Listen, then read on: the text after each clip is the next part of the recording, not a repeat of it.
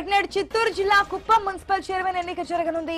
YCP municipal chairman Sudheer రాజీనామా చేయడంతో ఉప ఎన్నిక అనివార్యమైంది. అయితే మున్సిపల్ చైర్మన్ ఎన్నిక క్షణక్షణ ఉత్కంఠ రేపుతోంది. మున్సిపల్ చైర్మన్ పదవికి ఇరు పార్టీల మధ్య హోరాహోరీ పోరు జరగనుంది. ఇంతకుముందు మొత్తం 25 కౌన్సిలర్ స్థానాల్లో 19 చోట్ల వైసీపీ, 6 చోట్ల టీడీపీ విజయం సాధించింది. అయితే కూటమి ప్రభుత్వం ఏర్పడ్డాక పరిణామాలు మారాయి. దీంతో మున్సిపల్ చైర్మన్ సుధీర్ రాజీనామా చేశారు. 4 వైసీపీ కౌన్సిలర్లు టీడీపీలో చేరారు. ఈ క్రమంలో టీడీపీకి 15 మంది కౌన్సిలర్లు మద్దతు లభించింది. దీంతో మున్సిపల్ చైర్మన్ ఎన్నిక నిర్వహిస్తున్నారు. ఎన్నిక నేపథ్యంలో కుప్పంలో 144 సెక్షన్ అమలు చేశారు. భారీగా పోలీస్ బలగాలు మోహరించాయి.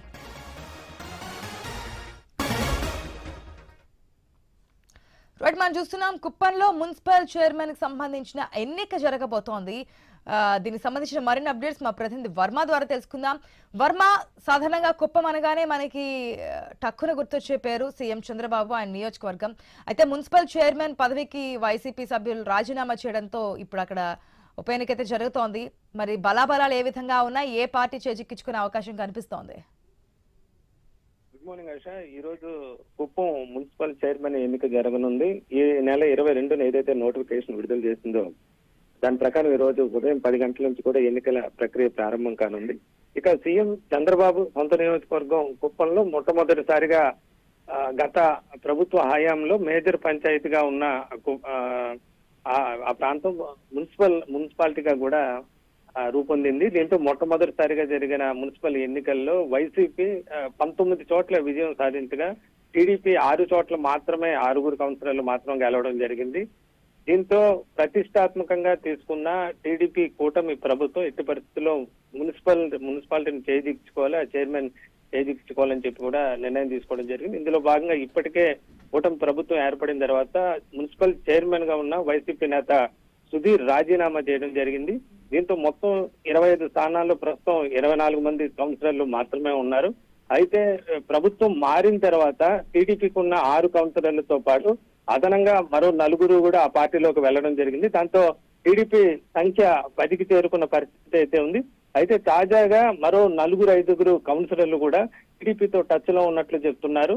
దీంతో కుప్పం మున్సిపల్ చైర్మన్ పదవిని టీడీపీ గెలుచుకోవడం ప్రస్తుతం లాంఛనంగానే మారిందని చెప్పుకోవచ్చు.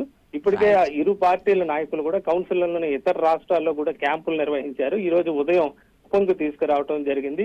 ఇక కోరం మొత్తం 14 మంది ఉండాలి. ప్రస్తుతం టీడీపీలో కోరం సభ్యుల సంఖ్య కూడా ఉంటున్న నేపథ్యంలో ఒకవేళ వైసీపీ బాయ్కాట్ చేసినప్పటికీ కూడా చైర్మన్ పదవి టీడీపీకే గెలుచుకునే అవకాశం ఉందని చెప్పొచ్చు.